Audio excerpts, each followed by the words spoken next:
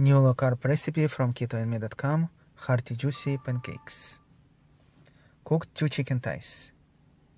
I used the slow cooker overnight, but you can get rotisserie or any cooked chicken for that matter. Soften half bags of cream cheese in the microwave for 30 seconds. Meanwhile, pull your chicken and throw away the bones.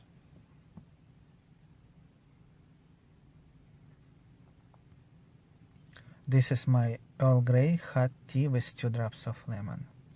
Add 2 eggs and optional ground black pepper to your cream cheese and mix to the same consistency. Scoop all your pulled chicken into that mixing bowl and mix again. Use your fork to scoop pancake batter to your hot frying pan.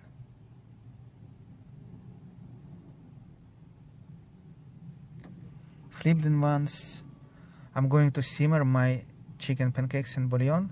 If you're gonna eat them just like this, flatten them like this to make them more crispy. Alright, second batch. And now you have to work on your bouillon.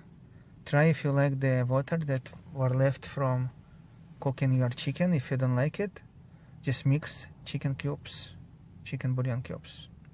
1 cube per cup of water. Use measurement or taste it. If you're using powder instead of cubes, 1 tablespoon per cup of water. And while I'm gonna simmer them for 5 minutes in chicken bouillon, I'm gonna try them with sour cream, 2 unsimmered one. They tasted great,